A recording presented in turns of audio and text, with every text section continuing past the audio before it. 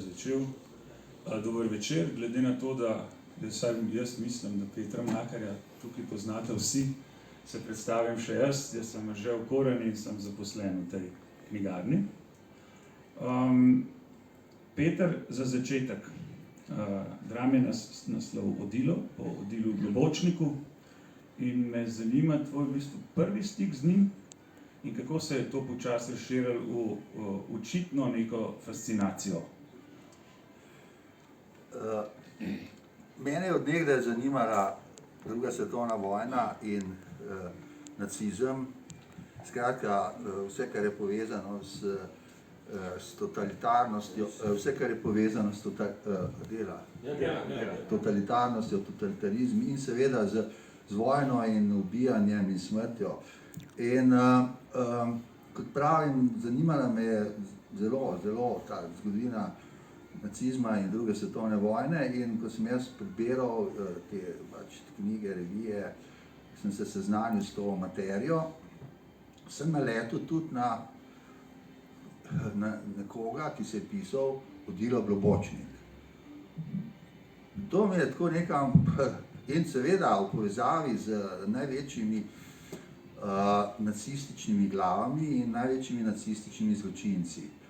In sem rekel, pa to je neko slovensko ime, to zna biti Slovenc, ta človek, ali pa tukaj nekje blizu Slovencem. In seveda ugotovim, da je res on Slovenc in je bil on čisto v špici nacističnega vodstva, NSDAP-ja, SS-a in seveda tudi nemške oblasti. In vzporedno, mislim, s tem, kar sem jaz sam nekako ugotovil, spoznal, sem pa tudi zvedel od svojega očeta, ki je bil vodja propagande 9. korpusa, in to je bila partizanska enota, ki se je borila na Primorskem proti Nemcem, in v bistvu se je moj oče boril proti Odilu.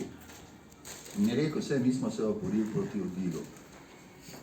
No, in seveda, mislim, po tej spoznanju, ugotovitvi in pač glodam naprej in pred enimi parimi leti sem prišel do podatka, odnosno to je bila neka lestvica ali seznam najhujših nacističnih zločincev, in Odilo Globočnik zaseda tam 6. mesto. Si predstavljate, Slovenija zaseda 6. mesto med najhujšimi nacističnimi zločinci.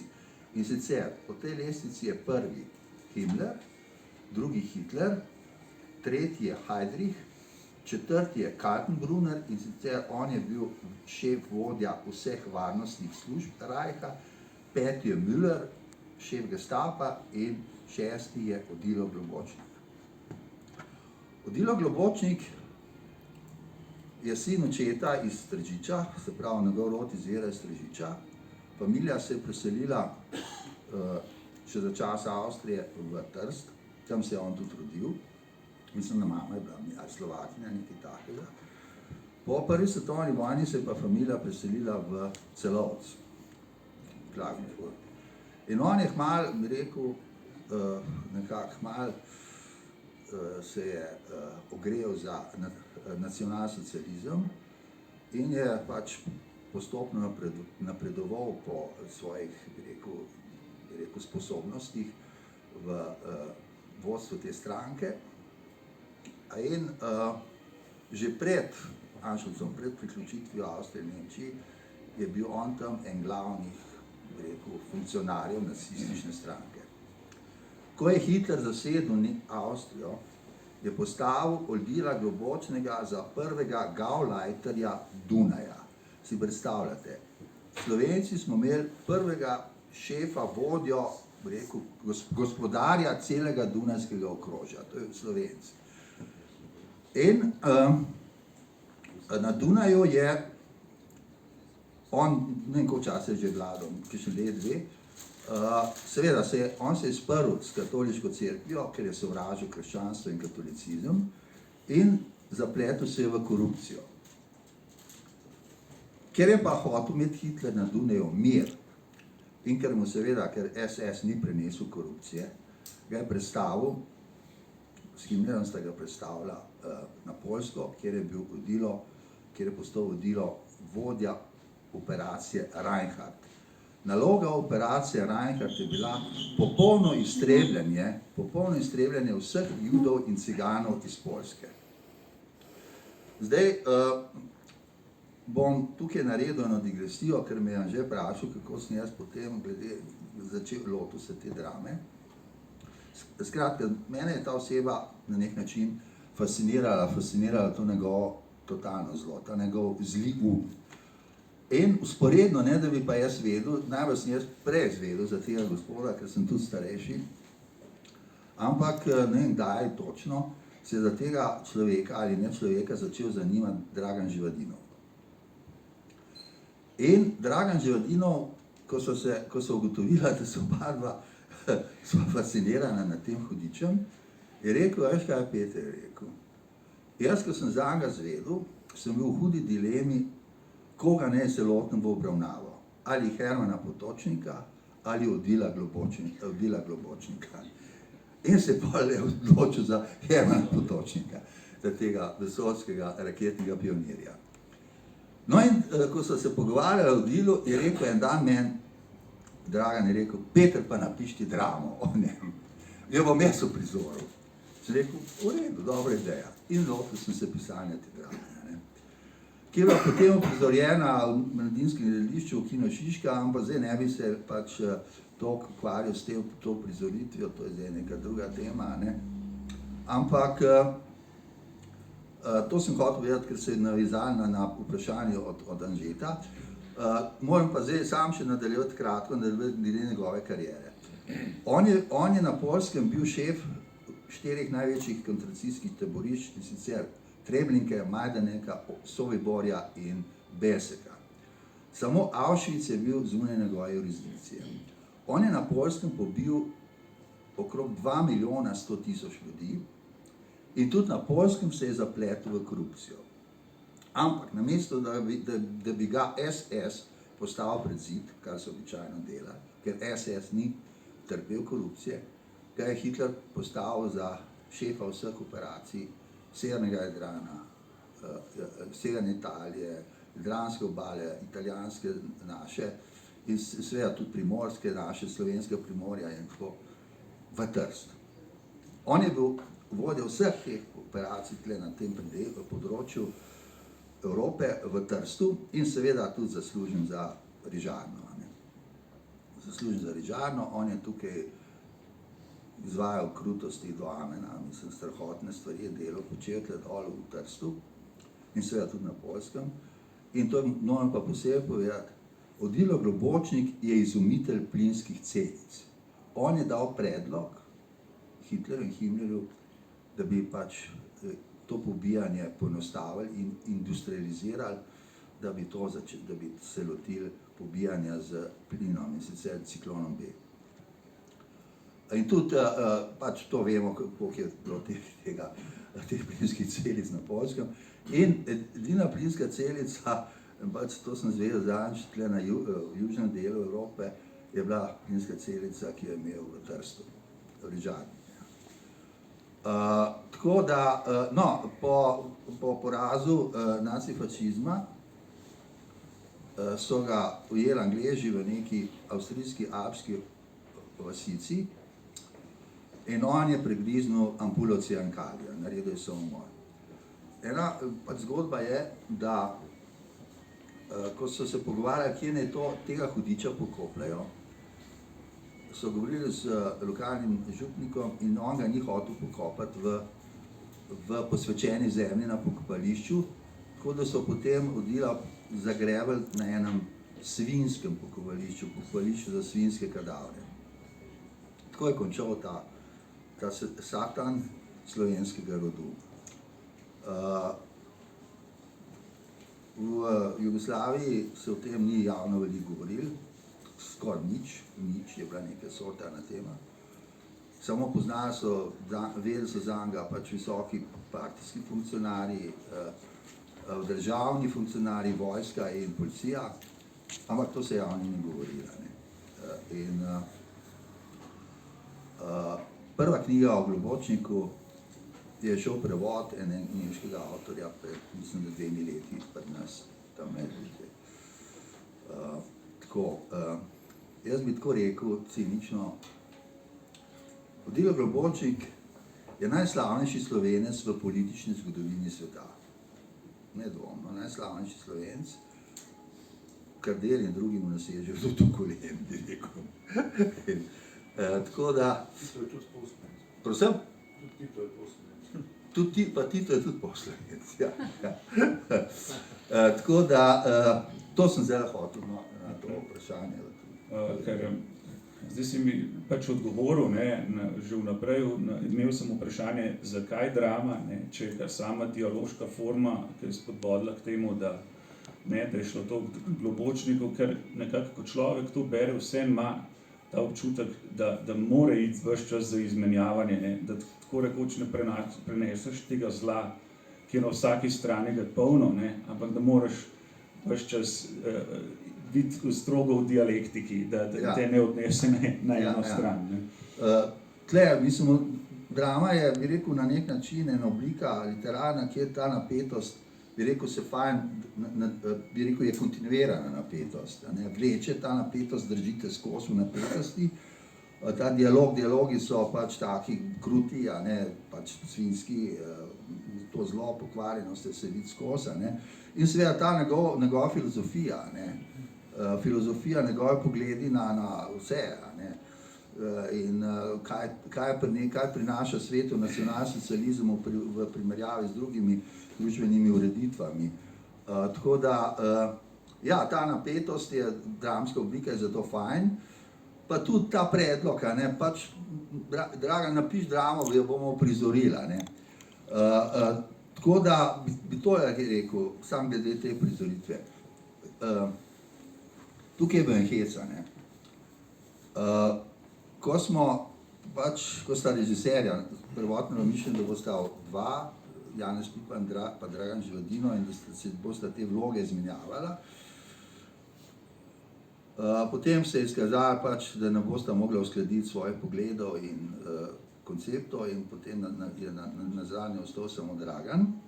Ampak takrat, ko sta ona pa še skupaj, sta prebrala to besedilo in sta mi tako direktno rekla: Peter, veš kaj, malo se bojiva, da bi se, če bova tako postavila tole stvar na oder, kot si ti napisal, da se bodo ljudje s tem Odilom identificirali.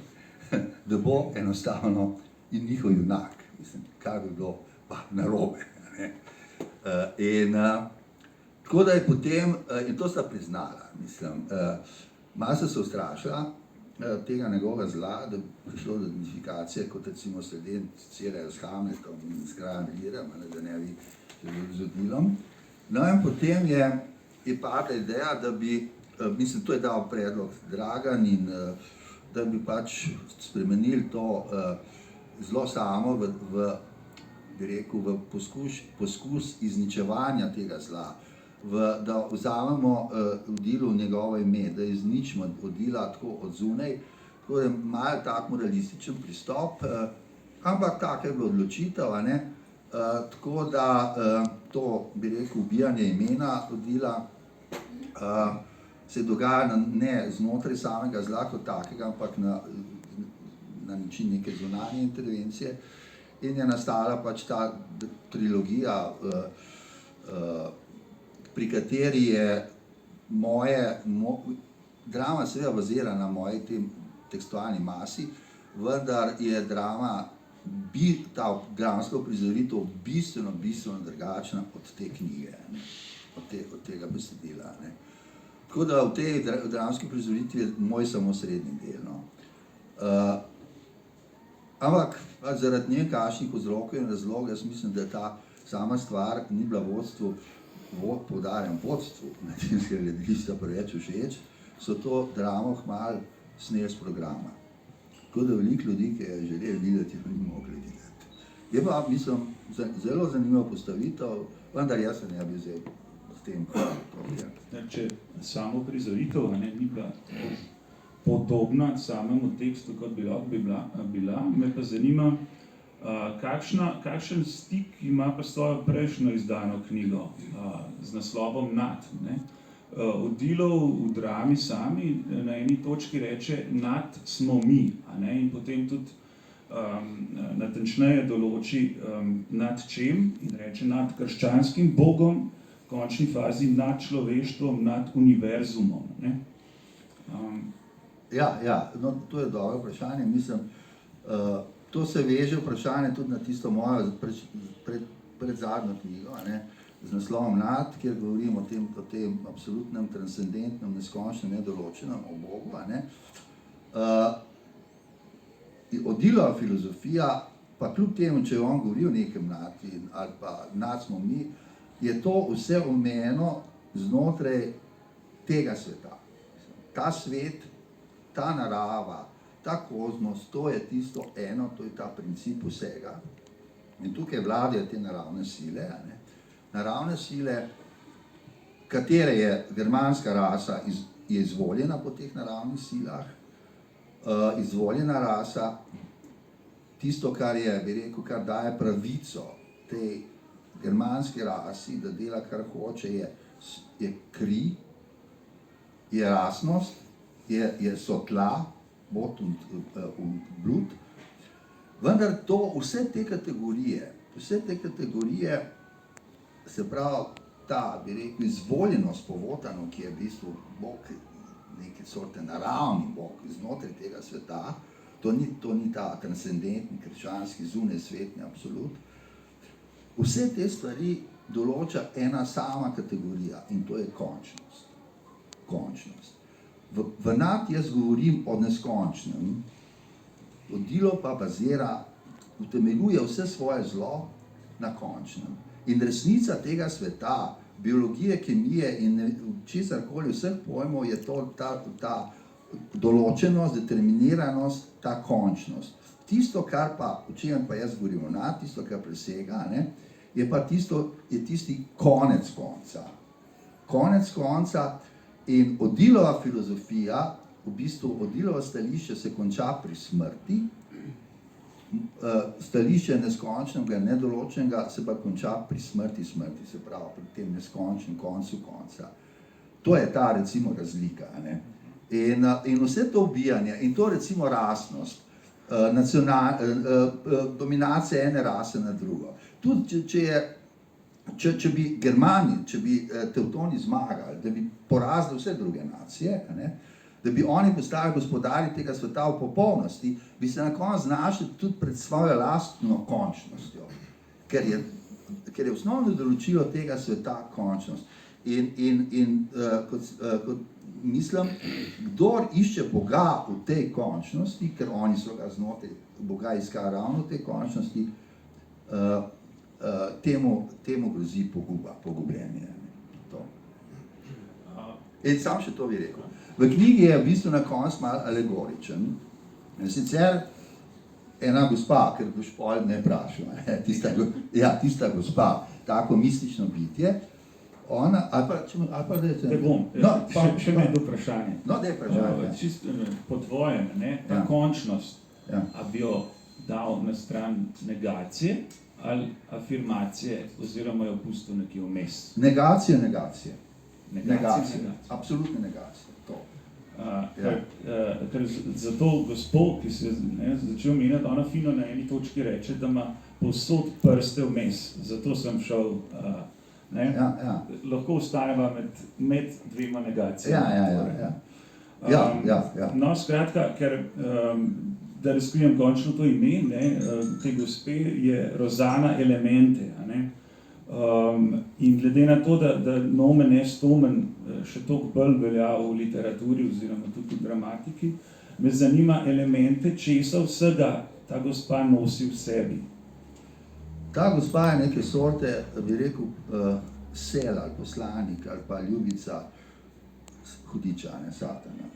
Ona je ta hudi duh, ki se lahko giblje posod. Ona je ljubica od Himmlerja, z njim imela spolne odnose, imela s tem, in tretji, ona je vse omrežila, mi rekel, ona je navila okrog prsta vse te nacistične veljake in med drugim je tudi navila okrog prsta Odila.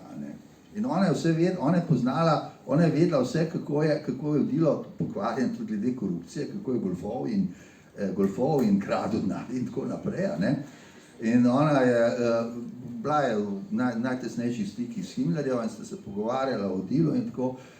In skratka, en tak zli, hudi duh, ki se je zmožen gibati povsod s temi ženskimi čari in tako, poslan Satana in ona mu reče Odilu, prav, Odilo, mi smo te izbrali za izvrševalca predzadnje stopne, enega od izvrševalcev predzadnje stopne Janezovega razodetja. Ne. Predzadnja stopna razodetja pa je zmaga zveri.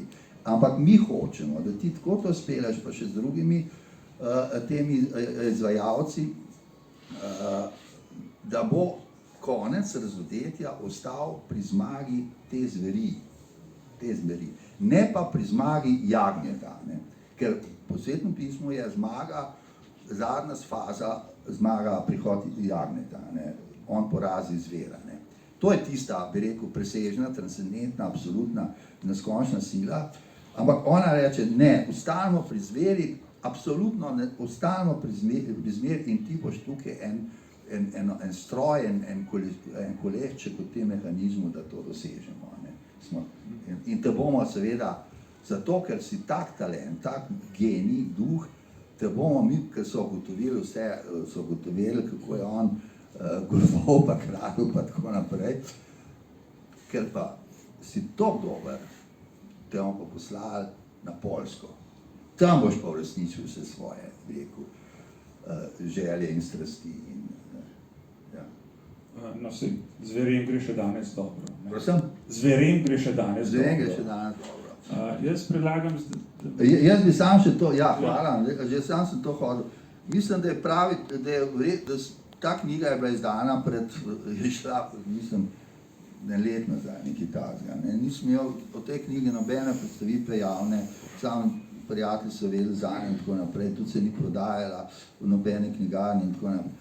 Ampak jaz sem rekel, moram to predstavitev narediti za javno, za prijatelje, za vse, da se zve, da gre pač informacija v javnost, v urbi, torbi in to. Ampak vidim, mislim, da sem izbral pravi trenutek. No.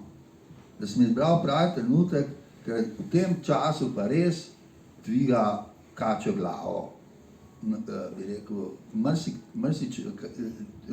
česa, kar je povezano z fašizmom, nacizmom, s to smrtjo in s temi nevarnostmi, ki grozijo. Mi smo se znašli v takem času, ko mislim, da je ta knjiga lahko ena taka opomina, ne, do česa lahko pride, če gonimo nacionalizme in fašizme, in ker to pele v vojno, to pele v smrt. To sem mislil. Bi zdaj prebral? Skratka, da je pravi čas, da smo zdaj tole naredili. Ja, jaz bi mogoče ne bi rad preveč zatežil in s tem čitanjem, ampak prebravljam kakšen odlomek, čisto skozi za ilustracijo, da veste kako. Prosim, a bi jaz v zvezi z Globočnikom Prosim, povedala, gospa. pred približno Ja, 10 leti sem bila na Poljskem na enem strokovni ja, ekskurziji. ja. Je bil vodič, ki je razlagal naslednje. Poglejte ta taborišča, izumite te pošasti, da so na takšen način uničevali masovno ljude, je Slovenec. No, evo, to je to. In kako se on obogatil? On je dal najprej vse zlate zobe Ja. izpuliti, potem nakit in to spraviti in da je spravil nekje na Koroške, Ja. odkot mu je mama. On nam Ja, je mama povedal, s Koroške, ja. s Koroške, tam in to blago še niso našli. Ja, to je res, gospa, ja. In veste kaj, ampak ko je povedal, to je Slovenec, jaz sem bila Slovenec. čist grožena. Prostite, da sem Ne, saj prav, res, to je bilo dobro. približno pred 10 leti. Ja. Hvala. Hvala lepa, gospa, za to informacijo. Ja, ja. To absolutno se ujema s tem, ja, kaj smo. Ujema, ja. Absolutno se ujema, ja. Ja, on je blato, pa vse, pa to, ne. Vse to so tudi nacisti smatrali pri SS-u kot koruptivno aktivnost. Ne, tako. Ja, za klase To ni je pa res našel. groza. Ja. In degradacija nacije. Takšne. Ja, imamo mi enega tazga totalno negativnega heroja, mislim. Čistega Mi smo satana. bili čist zaprepaščeni, Ja, kaj ja. govori. Ja, mislim, da v tem hudiču je napisan kar nekaj knjig, ne? Je Slovak. Prosim. Mogoče so mislili, da je Slovak. Ne, ja, mogoče. In je napisan, Če bi bilo, dobro bi bilo, ja. tako da se ve, tako kot sem rekel, najbolj slaven Slovencu v politični zgodovini, a ne, ampak kot čista negativna oseba. Ne. Bom jaz prebral čisto malo za poživitev en odlomek ali pa dva, tako da boste približno vedeli, kako gre ta stvar. Ja, še nekaj moram povedati, to je pa zelo važno.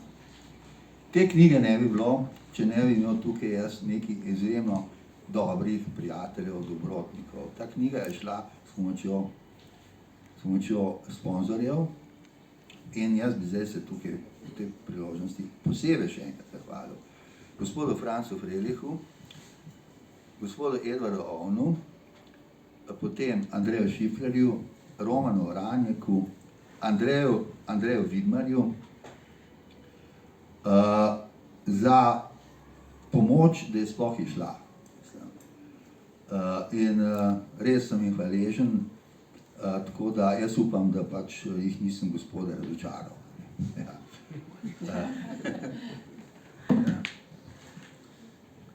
Da sem koga, katero ime pozdravil. Ja, potem bi samo še, ja, Franci Novak, kot sem rekel, Antika. In seveda se bi zahvalil, ja, posebej še in pohvalil dizajn te knjige, uvitek, Ervinu Markošku, ki je res jajen, mislim. Simbolizira vse to slovenstvo in nacizem povezuje. Ja. No, bom jaz prebral najbolj en odlomek, tak je zabavna, ne? Dialog med Odilom in Himmlerjem. Takole ga približim. Himmler, prav. Poslušaj, Odilo, čakaj, pošlom, ja. Poslušaj, Odilo, ker sva že pri tej katoliški veri, pri tej pravljici za otroke, je treba v zvezi s tem nekaj vedeti. Jasno, da je to totalna neumnost, o tem ni dvoma. Ampak, ta butastost preplavlja kurje možgane mase tukaj na Dunaju, ki mu ti vladaš. Odilo. Ja, neverjetno.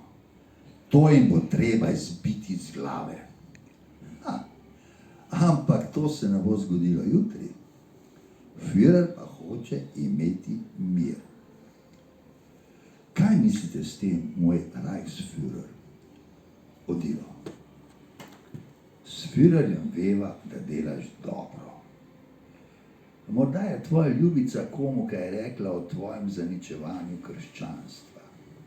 Izvedeli smo, da se v nekaj dunajskih župnijah puntajo zaradi prezirljivega odnosa do njih. Bebci se bojijo, da jih bomo šikanirali. Ah, ne, moj Reichsführer, ne verjamem, da je kaj izimila. Če pa je, jih bom odgriznil klitoris. To bi bil pa rad zraven. Ampak imam že preveč dela z ljubico, ob tem, da moram brusiti še ženo. Bi verjel, da ni nič zinila, da so to samo govorice. Bom absolutno preiskal. Če je kaj, naj se pazijo te pizde krščanske. Naj si ne mislijo, da jih kdo tam na nebu varuje in da bomo mi, ki sledimo temu, kar zahteva od nas usoda, narava ali zgodovina, pred njim pokleknili. Ker tistega tam zgoraj ni. Je moč volje tu in vera v neuničljive življenjske sile, ki so nam dane od nekoga drugega, kot pa od njihovega Jezusa, ki ščiti nemočne. Pa sej, to je grozno. Nemočni naj poginejo, sladkosti bivanja se rojevajo iz moči.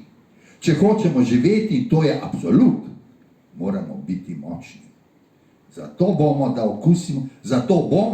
da okusimo življenje v njegovi totalni polnosti, vse, kar temu nasprotuje, dobro obdelali in predelali. Himmler. Dobro obdelati, dobro predelati. Res uživamo v tem.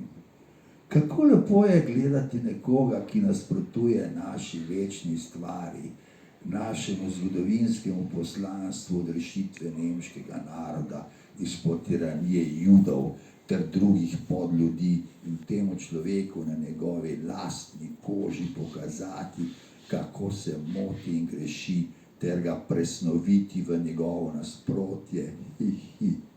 Ta alkimija spremembe nečesa slabega v dober nič, ker si drugega ne zasluži. Ubijanje je pravica z neba, je pravica, ki nam jo je dal Wotan, da očistimo svet golazni. Kri mora teči, da se kri prečisti. Ljudje morajo umirati, da vznikne zdravo življenje iz pognojene zemlje, da smo mirni. Zdaj pa še en odlomek, pa bom pa Peter, te lahko mi se vprašam, glede Wotana, božanstvo, mogoče kaj še več od njem povedal? Ja, to je vrhovni bog te germanske, tevtonske vere, a ne? To je v bistvu, kako bi rekel, mislim, bog jasno kot duhovno bitje, ampak on je tudi kot telesni, mislim, ima absolutne moči telesne, seksualne, on je lep in poln, mislim, kot en grški, mislim, lepotec, a ne? Ampak hkrati pa seveda tudi tak vrhunski um in vse mogočen, no. On je vse mogočen in ima tam nešteto teh ljubic in te valkire in tako naprej, a ne. On obvladuje vse, celo stvarstvo, je seveda seksualna sila, erotična seksualna sila in stvariteljska sila in duhovna sila, sam je pa velika razlika med njimi krščanskim bogom, a ne. Ampak tle ne bi v tem preveč to zdaj razklabljal naprej in preveč časa vzeti. Jaz bom zdaj prebral samo še en odlomek, tlele glede vseh teh kri in zemlje in tako naprej. Odilo, ne, pogovoril s enim svojim kolegom, jasno, tu je najboljši učitelj in varuh vsega zemlja, ta naša tla. Ona nas učijo, kako se mora kaj storiti, da se pravilno živi. Njihova bit je nezmotljiva in v nedrja zemlje se vrača vse po svoj mir. Najprej pa je zemlja življenjski temelj, mi smo iz nje in na njej stojimo. Kurbelane. Ja, res, mi smo iz nje. Naš delavec bo s tem skladen. Opravljal bo to, kar zahteva dobro življenje, življenje harmonično s trdnostjo in zanesljivostjo temelja. In kar mora narediti za skupnost, da je celota bivanja izpolnjena, da so njegovi otroci siti in se brezskrbno igrajo, da ima doma mir, doma, kjer ga čaka zvesta žena, oblečena po zadnji nemški modi, vedno pripravljena njemu, nacionalsocialističnemu delavcu ustreči. On pa se bo zavedal, da je ljubezen obojestranska, če bo tudi on njej ustregel, če ne bo seksualna razvalina, če bo prinesel domov, kar žena potrebuje in si želi. Ja, in kaj bo gnalo te ljudi, da bodo delali, kot bo od njih zahtevala država, da bo življenje urejeno, da bodo materialne potrebe zadovoljene, da bodo družine imele kaj za v lonec, svojo hišo z vrtom in palčke na njem, pa zadnjo znamko Volkswagna, pa izobrazbo, najboljše zdravnike, kaj, kurbel, kaj misliš? Neuklonljivo zavest povezanosti eno, tudi to je klic teh tal, te zemlje, ki ga ne preglasi nič in ki nikoli ne zgubi smisla. Zato pa moramo biti socialni. Judje imajo radi samo bogate. Eni si lahko privoščijo vse, drugi pa nič. Pri Judih ni usmiljenja. Ja, to je res grozno. Jasno. Pri nas pa sta solidarnost in tovarištvo na prvem mestu. Nacionalsocializem bo poskrbel za vse enako. Za uresničitev teh idealov pa je potrebna čista kri. Šele rasna čistost prinese blaginjo. Ogromno tegob sveta izhaja iz tega, ker so med nami rase, ki so kužne. Čista kri pomeni pravi, čisti značaj človeka. Pomeni najvišjo moralno zavest in strogi Nečista razdira socialno načelo, povzroča bolnost duha. Kri, tista biološka, medicinska, je torej odraz še nečesa drugega. Seveda, v krvi je nekaj več, kot sem ti že rekel. To je tekočina, ki ni samo take in take kemične sestave. Ne, kri je skrivnostno znamenje nečesa, je zunanja podoba nečesa, ki ga mi ne vidimo, se ga ne moremo dotakniti, kajti iz njega vse, zato poznamo samo njegove učinke, njega pa ne poznamo. Skriva pa se v tej živordeči barvi, ki pomeni življenje, snov, ki nas povezuje z njim. Življenje ni samo biologija, življenje so višje sile, ki jih pozna naša germanska filozofija, naše germansko mistično vedenje. Kri ni samo kri, v krvi je okultni element našega odrešenja, naše povezanosti in trajnosti življenja. V tem pa užitki, ki so namen odtehtajo bolečine, potrebne za njegovo doseganje. Zato je najprej treba svet očistiti, nekaj ljudstva pobiti, ker nimajo pravice zaradi njihove kužnosti živeti, in nekaj ljudstva postaviti v vlogo sužnjev. Tudi tako bo naša rasa osvobojena od slabega dela. Narava postavlja nadrejeno in podrejeno. Svet je urejen na več vrede in manj vrede. To je aksiom. Podrejeno bo delalo za našo blaginjo. Mi smo to izvoljeni, niso. O izvoljenosti govori celo krščansko svetopismo. Izvoljen po krvi, ki nas povezuje z vzrokom vsega, z njegovo močjo, v katerem je smrt pozabljena ali pa uprežena v voz naše sreče.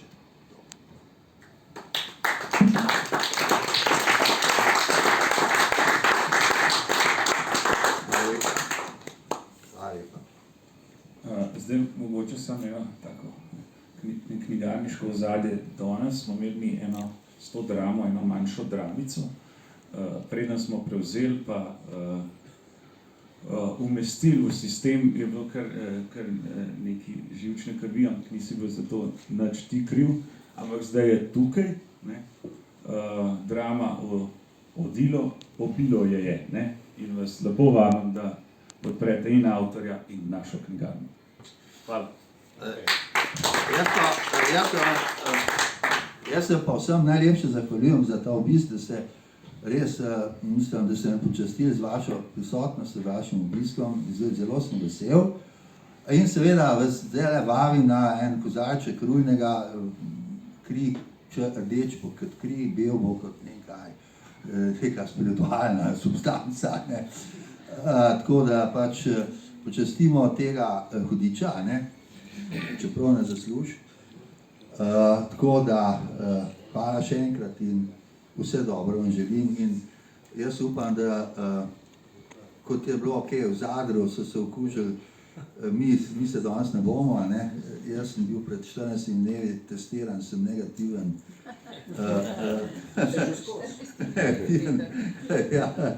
Tako da upam, da ni kakšne nevarnosti, ker smo tako skupaj, ta distanca pa to. Prosim, se tamle malo in ja.